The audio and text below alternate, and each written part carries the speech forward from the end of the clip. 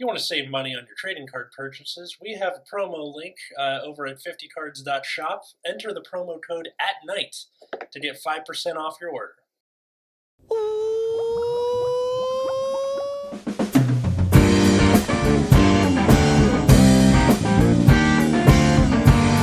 Hey everybody, welcome to Nexus at Night, your weekly Vanguard podcast. I'm back from Cleveland.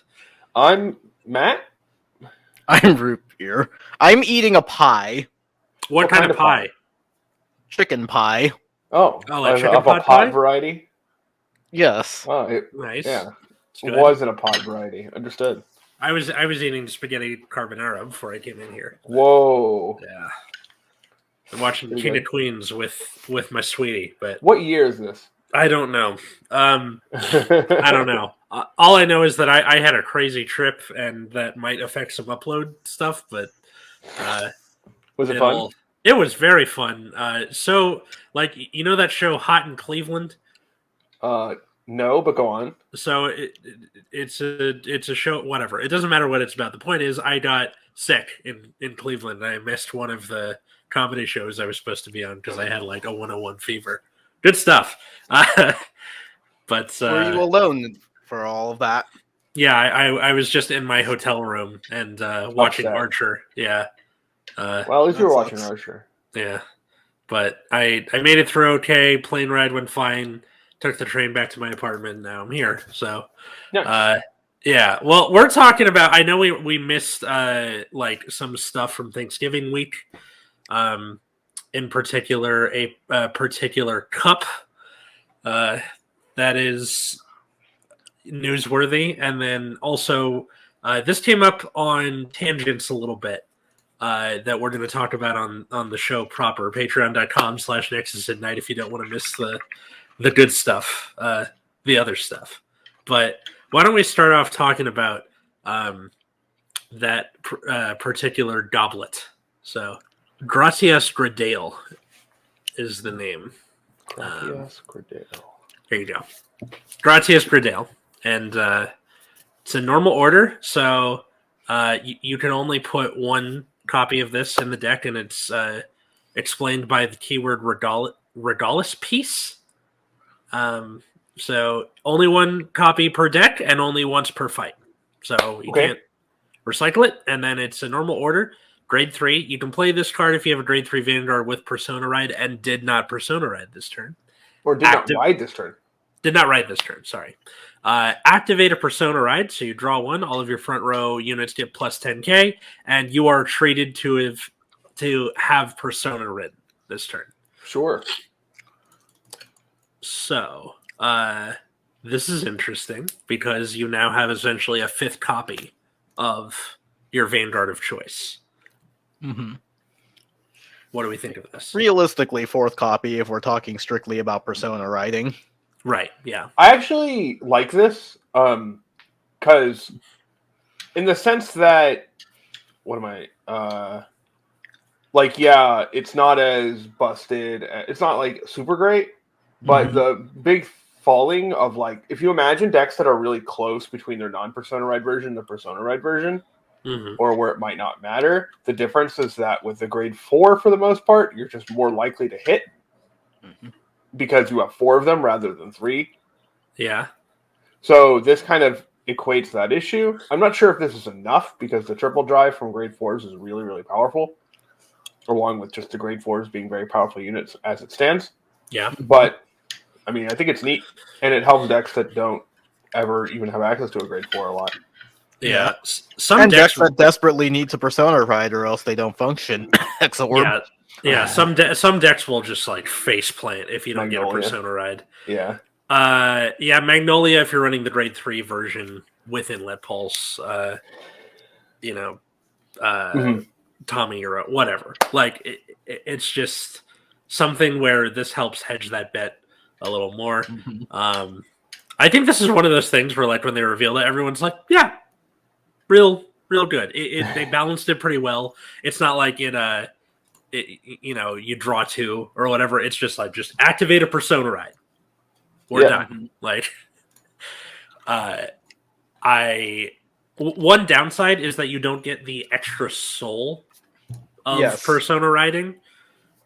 Which is important for a lot of decks, actually. Yeah, it is. So Magnolia. Going back to Magnolia, for example. Does Hexa Orb suffer in that sense where it needs the soul? Or Hex Orb gets what I call resource whack-a-mole, where... what? Yeah, because you have a whole bunch of cards that gain you resources, but also a whole bunch of cards that spend those resources. So I just got my promos in. So this one is Soul Blast 2 to countercharge 1 and draw a card if its power was increased by a trigger this turn. Okay. So That's pretty good, like, So just yeah, on it's its like- own. that's Soul Blast 2, and also Hexa Orb has the Soul Blast, and if you're playing the grade 1 that restands something, that also Soul Blasts.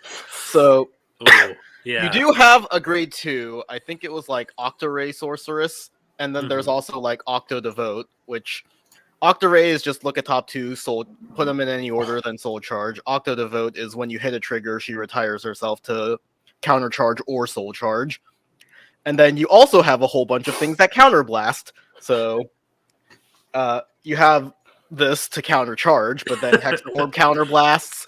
The grade 1 again counterblasts. Sure. So, resource whack-a-mole. You have a whole bunch of things that gain you resources, but a whole bunch of things that spend the resources too. That's kind of a bummer. And like I think that's the mark of an quote unfair deck is something where you don't have that resource whack-a-mole. Where you're just like, yeah, I'm never hurting for counterblast or whatever because I have insert thing here. I think if Bushiroad was being especially thoughtless, they would have had the thing put itself into soul. But they didn't. And I'm kind of glad for that just because it makes you go, all right, well, if I have this in hand and I have, a copy of Persona Ride in hand, that's something that you have to think about. And I'm sure people have had this problem where like you get your opening hand, and you're like, great, I have a Persona Ride for turn 4. I also have another copy of a Persona Ride. Guarding is going to be a problem. Yeah. Like I don't think this is what a nice thing about this card is. I don't think it's an automatic inclusion in a lot of decks. Obviously, anything that's grade 4, you're not going to run this because it doesn't work with the grade 4s. Right. Unless you wanted to wait until like your third turn. Oh, where you ride from ride deck and just no, because it's you ride from ride deck, ride to the grade 4, and then like the third turn is when you can finally use this for the Persona ride, and it's like, is it even worth it by that point? Well, no, because you have to have a grade 3 Vanguard. You have to have a grade 3 Vanguard. Never mind. Yeah.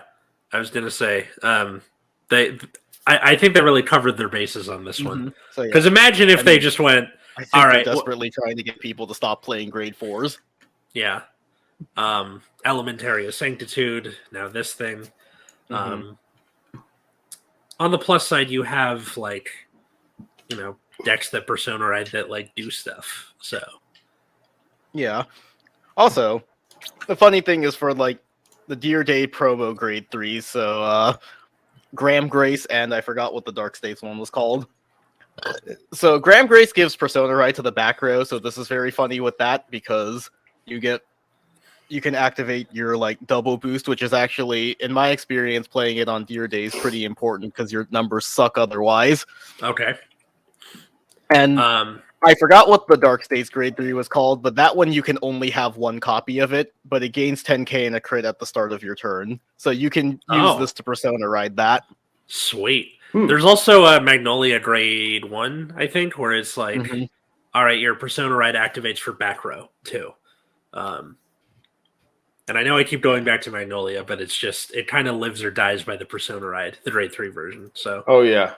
Yeah. I think this was just like, this is one of those things where you pick it up and just kind of sit on it. Even if you're not running it in whatever deck it is, it's going to be useful. Also, it's like actually in the set, unlike Sanctitude. Yes. It's a double R in DBT08. The DBT08's got a lot of like important shit in there. And that stat review episode is going to be real funny, but not yet. Not yet. Yeah, I found the Dark States card. It's Purgatory Dragon Deity Favernil. Purgatory Dragon I'll put a Deity. link in the Okay. chat for you, so you don't have to like look it up.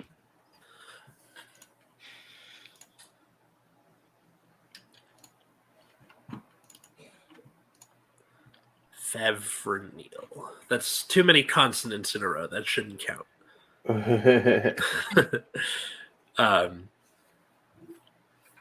This thing. This is. Oh, it's promo. Awkward. Yeah, which I thought it was going to be printed in Set 8 alongside what's his face, Graham Grace, but I don't see it so far.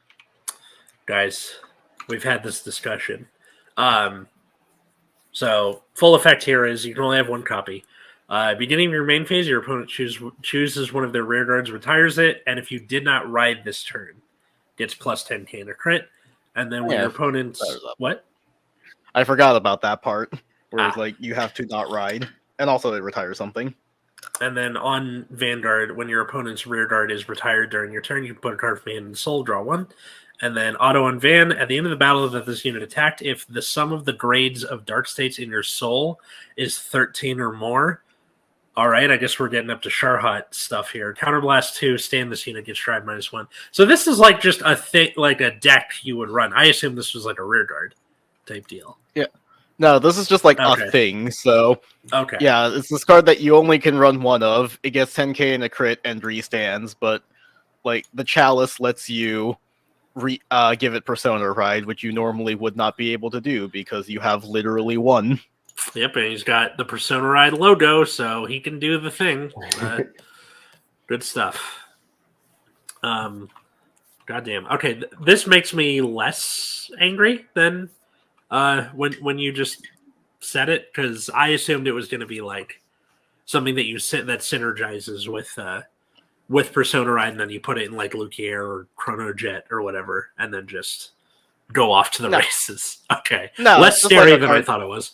No, it just like buffs up this card that's kind of interesting. Oh, okay. All right. That's cool. And on the plus side, because they're like one copy only, then fine. Like who gives a shit? All right, get your one copy on TCG Player, which is admitted very cool. Love the art on this thing. Yeah. Like I thought the deal was that these were going to be printed in the main sets because the promo versions are just the frame rares. Yeah. I mean, we still have reveals left on DBT08, so that might be the case. But, yeah, because I know for a fact that Graham Grace is a double R in the set because they already revealed it. Mm-hmm. But it looks like Dark States is out of double R slots. Oh, well, that's rough. It could be a triple R, I guess. I Um, think there's one triple R slot left. yeah. So yeah, I think in general this is just like it's a win. Yeah. Well done. Like this is a neat card. Good job. Like I think it does make deck building interesting because there are a lot of decks that like cannot afford that one slot for this. Mm-hmm. And losing the shield on that could be a problem. Mm-hmm. So like, consider. I think there are a lot of decks that like don't benefit enough for you to care. I think there are going to be decks like Hexa Orb where you have to make space just because you want your deck to function at all times. Mm-hmm. And then some decks like Favernil and Graham Grace where this is a really cool bonus. And you can probably make the space for it because they're pretty generic. Yeah, well, you got 3 other slots from where would be a grade 3. Yeah. That just throw one in there. Bam, done. Yeah, like I think this is a really cool card. And the fact that you only have one means it shouldn't be that expensive, right? Right. Right. I hope that it's not super expensive. All I know is that I see the art on this thing and I just think, Harry, did you put your name in the Goblet of Fire, Harry? Also, this is a lore thing, so I assume there's going to be more regalia pieces at some point. Okay. You know, Bushiroad in the Order of the Phoenix coming soon to a theater near you. Okay. So, did we have anything else to say about this erstwhile cup, or? I don't think so. All right. Well, Matt, you brought this up on Tangents over. I did. So There's been a lot of discussion about cards that are what am I trying to say? Like generic cards rather. So it all started with like people posting like $50 cards like Inlet Pulse and Brainwash Swirler and Melty, which are all like incredibly expensive cards at the current moment. Eureka being a $30 card too for Lyrical. Yeah, and they're like Painkiller Angel. So the quote that the original poster made was generic nation cards will make the game like they're like quote generic nation cards will make the game more accessible end quote, which is not something anyone has ever said. It makes deck building less of play 50 cards that mention your boss. Mm-hmm. Yeah. Or Yeah. 29 cards that mention your boss. And then like if you have any spots left, the best generic card you have available, which for the most part, note how all three of these generic cards are in different nations, right? Yes. And they're virtually the only generic cards in their nation. Like Melty technically has the word friend on it, but no one cares about that really. It's like a bonus if you have other friends. Although Melty is not actually seeing a whole lot of play right now in topping Lyrical decks. Yeah, I mean, yeah, it was incredibly powerful in Kyrie because you got to reuse the same Melty like 3 times. I see. Brainwash And that Swirler deck is a doesn't. piece. I was gonna say Kyrie doesn't counterblast for shit. Yeah, exactly. You don't need any other counterblast in that deck, really. Brainwash you have Swirler. more soul problems than anything else. Brainwash Swirler. This is what bothers me. So, Dark States is the Soul Nation or whatever, and Brainwash Swirler is a Doreen the Thruster, which was originally only for Dark Irregulars and was a huge freaking deal for Dark Irregulars, and now it's for everybody. Yeah. So, continue. Sorry. Yeah. So, and ended up being like people being confused about like people saying that generic staples are against deck building complexity because like, okay, well, I restand, so I'm going to throw 4 Inlet Pulse in my deck or whatever, is not the point. And Chang starts with his with the thread, you wouldn't auto-include Inlet Pulse if Inlet Pulse had competition that would make it not an obvious choice. But it doesn't even need to be Inlet Pulse. Any of the 50 cards in the deck can fall under that rule. Issues that isn't generics versus archetypal support, it's Bushi doesn't print enough good cards to allow players to make meaningful deck building decisions. And we've mentioned this in the as a side note, we've mentioned in the past that like a lot of the cards they're printing for sets are like some random like rare or even double R with like plus 5k do something minor. These cards are never competing for deck slots, right? Yeah. So like you're like those cards being as common as they are is a bigger hindrance to deck building complexity than these generic cards. Like those cards could be, those cards could be better to make it worth playing. Like the whole point of archetypal support is it's supposed to be a better card because you're an archetype.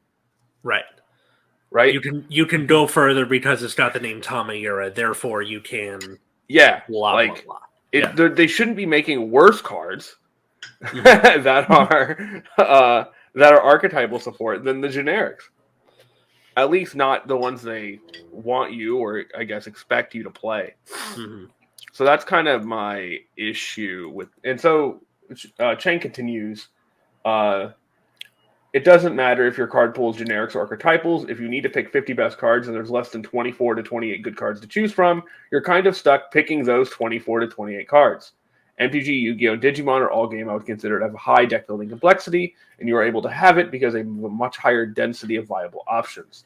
And one of those games is notorious archetype heavy for almost 10 years, in reference to Yu-Gi-Oh! Yu-Gi-Oh! People are constantly playing archetypal support because the archetype cards are incredibly busted. One thing that Yu-Gi-Oh! Does do that is you're able to mix archetypes quite easily, which you are not able to do in Vanguard, right? Right. Yeah. So unless they just like intentionally design it that way. Yeah, Vanguard's design, like as a game, makes it quite difficult to mix support, which is a separate issue. But they're just now dipping their toe in there, and it is very slow. Yeah. So it says archetype/generics affect deck building complexity isn't the right conversation because in an ideal scenario, neither has a meaningful effect. Unfortunately, Vanguard does not print nearly enough good cards per set to have high enough viable card density for complex deck build. The benefit of generics is that they save set space. By allowing one card to be used across several archetypes, you can let one generic card hold the weight of 5 to 10 archetypal cards, at least in regards to viable card pool density. That's not to say archetypal cards don't have a purpose either. They assist greatly in acting as more clearly defined boundaries for decks' playstyles and such. It is a whole lot easier to remember Ishizu tier limit than modern 5-color Astrolabe control post-Eldraine. Yeah. Vanguard has always been an archetypal game since set 1, and it's kind of the selling point of the game. Archetypal cards should still make up the backbone of decks, but doesn't mean strong generics don't have a place. Again, biggest issue is Bushiroad does not print enough good cards in their sets, especially recently. It doesn't matter if the game supports generics or archetypal cards predominantly, as long as 80% of what you can pull from boxes, cases, and are complete ass, there's going to be issues.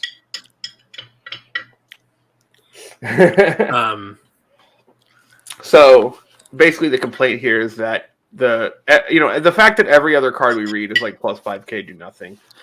And that's like there's a reason that our livers are slowly degrading. Right. It's like that is not what anyone cares about or wants.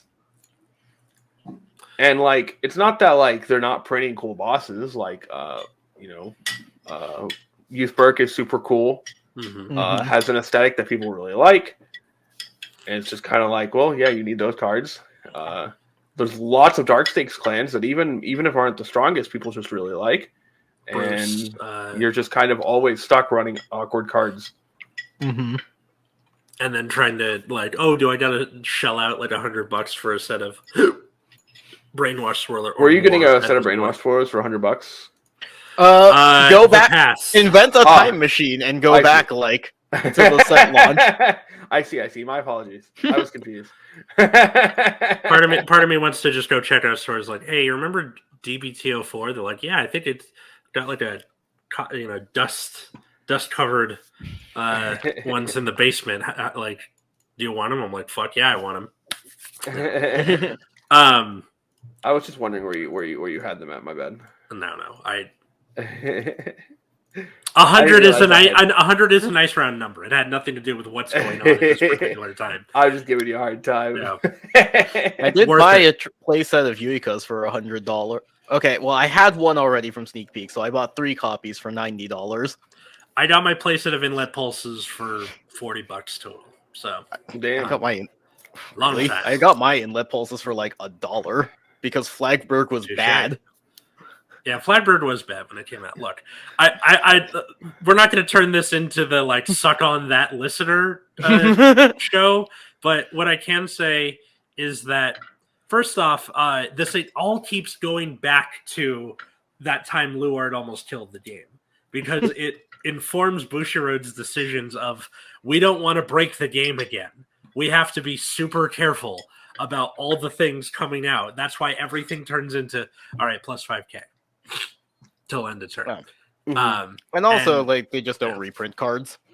Yeah, that's a big problem. Like, that's like, if we're talking about accessibility for the game, that's where the real problem is that Bushiro just doesn't reprint cards. They'll be like, hey, look, Maelstrom uses Tear Dragons. We recommend that you play Inlet Pulse with it. Anyways, we're not reprinting Inlet Pulse. Yep. That whole don't reprint, what is it? Is it triple R's now? Like, what's the I don't policy think they're at this point? Well, the VR policy was always a thing where they just were not going to reprint VRs. Now it's just because Bushiroad is bad at reprinting things in general. How long did it take them to reprint things before all of the various reboots? Like once a year you get a set, if that, Yeah, and how long into G era until that actually happened? Because we were there for that. A lot of clamoring and a lot of like, dude, come on, like from the community. It was like GBT 9 when they actually decided to start. No, I think GBT 8 was when they reprinted Amnesty Messiah. Yeah, and they did it as like all right, this is a single R in the set, and it's like hard to pull. Like, guys, yes, it's not hard to do. Like, I think they've done that sort of thing before. Like, you can just make it a single R in the set. No one's gonna care. Like, it's fine. People who want the fancy foil ones will get the fancy foil ones. Yes. Don't know the flesh and Look blood. what happened route. with Next Stage. People just went out and got the expensive ones. Yeah. Although I guess in that case, that doesn't give them money. That's just shop owners. And... Oh, I mean, totally. Shop That's owners the need to thing make is money. like the sets that in the past don't matter to them as far as like money, but like printing new products that people want to buy does affect them. Yeah, yeah. for sure. So if you print a set that's garbage, you can, people don't want to buy it and you're in a worse spot. But if you print a set of things people actually want, reprints included, probably sell pretty decently.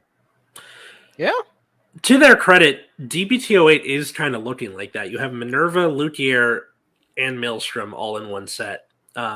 So you have like all of these like Vanguard boomers coming after it, myself included. I'm going after the Luthier stuff. But also everyone else. Yeah, but you also have like the cup, and like these are things that are making decks better. The cup is a good example of generic support. Yeah. Also, I like what they're doing with like the new ride lines in set 8, which is that they're just incorporating the archetypes from DBT 5. So Shoujo Doji uses stealth cards, which was already a thing with Tamayura and Forktail. Funny enough, Tamayura has completely moved away from it, and I'm pretty sure your deck is all dolls now. I mean, hey, gotta make use of those somehow, right? And Archite uses research orders, so you can play her order in EVA if you can't afford results of the experiment, like most people. Yeah. But also, you can play some of EVA's orders in Archite. You can't do it that well because they need an EVA Vanguard, but you can play the EVA ride line because they do the same thing. Okay. And then they also just release cards that support like both. So there's a grade 3 triple R that supports Tamayura and Shoujo Doji, and like the way it works should synergize with both of them. And there's also a Kaiju that supports EVA and Archite at the same time. There you go, then. I mean, like, ostensibly, the point of condensing all these nations down into, or all these clans down into nations, was to make it so that you can release these more generic cards without having to be like, this is only for Link Joker. Now it's Brandgate. Yeah. Also, like, I think Brandgate is probably the one nation that's like decently good at making a strong selection of generic cards, because Eclipse Moonlight has made its way into a lot of decks. Oh, yeah. Combined Rusher is making its way into a lot of decks. They just released a new card that works with set orders. It's a double R in the set. Yeah, because all of these like different decks have the through line of if you have set orders, do a thing. It allows them to make support in that sort of vein. Yeah. So this is a grade 3 that, like, when it's placed on Rearguard Circle, you can counterblast 1, search your deck for a set order, reveal it. If your order zone has a card with the same name, you can add it to your hand. And then when it attacks, choose 2 orders with the same name. If you choose 2, it gets 10k. So it's just a 23k beater that searches out more set orders. Okay. So, like, seeing... Do you think, like, these indications from DVT08 are Bushiroad finally... Because they plan a few sets ahead here. That they're gonna, do the thing that we're wanting them to do? Or is it gonna be a thing where they tried it once and they're like, okay, we're done, bye. Like, it's done. I mean, I do think the Brandgate one is just a case of them, like, of Brandgate generally being well designed. Like, a lot of the archetypes synergize pretty well with each other and mix pretty well. Except for the Overtrigger. Yeah. Yeah. I was gonna say, like, except for Prison. Prison kind of does its own thing, but all the other ones you can kind of mix to some extent with things like Combined Rusher, Eclipse Moonlight, this new grade 3. Yeah. But like, I think they are trying, because like Flagbird can make use of Inlet Pulse. Like, I don't really like the way Maelstrom's first skill feels designed around the inlet pulse exactly, but Hmm. that's a conversation we can have when we do the set review. And then that Tear Dragon was just like, guys, like, dude. We're like, check out this new Tear Dragon that's coming out in a few days, and then it did, and people were like, Sure does gain And? 10k. yeah. Somebody pointed out in our Discord, which again, patreon.com/Nexus at night, $1 gets you into the Discord. But like they were like, you could have just stuck a crit on there and it would have done a lot to make that kind of worth it, as opposed to Inlet Pulse, because Inlet Pulse is card advantage and that thing would have been pressure, as opposed to just like 10k. Great, thanks. So But yeah, I don't know. Like, it could be a good sign. Like, I think DBT8 is a very well designed set so far. Like, I have some problems with the way certain cards are designed, but again, we can talk about that later. I'm just excited for the set, and I'm going into the like locals split that they do for the first time in a while. So you did it. You're finally playing another deck. Yeah. And I have the little wedding present that you sent me, so we still have to. We gotta record for that. We gotta do Triangle Meta version 2. The Bermuda Triangle meta. Ayo. Yeah. I don't. I thought the little thing was sweet, and I taped it to the back of the deck box, so it's just there. But yeah. So, listener, what do you think of generic cards in Vanguard? What do you think of the cup? At Nexus at Night on the rapidly decaying Twitter, where on Instagram too. Review us on your set. We're on YouTube. I guess we should start using the community tab. Right? I guess that would be a good way to communicate. Oh, right. With There's a community listeners. tab on YouTube. Yeah, we have the community tab. I used it for Thanksgiving. Yeah. So maybe. What are you thankful for? Nexus at Night on YouTube, all that good stuff. If you want to help support the show, patreon.com/Nexus at Night. There's the threefer. You get a whole ass bonus show every week. We got merch, we got playmats. That's all in the description. How about the rest of us? You can find me on Twitter while it exists at Wiggums 2Gs2Zs. You can find me at Plasma Eclipse. You know what it kind of reminds me of is like the end of Arthur on PBS, where it's like the thanks to viewers like you, right? Podcaster Arthur. Yeah. Well, that was the funniest part. Yeah. It's the podcaster Arthur. I don't think. Wait, did they do a podcast episode? No. So if you look at how Arthur looks at the end, yeah, because he's like a comic book artist or something, right? Yeah. But he looks like a podcaster or something. It's pretty funny. I just saw the picture where it's DW as a cop, and I'm like, of course she'd be a cop. Yeah, no. That tracks. Yeah. All right. At Atlas Novak, Twitter, Instagram, Hive.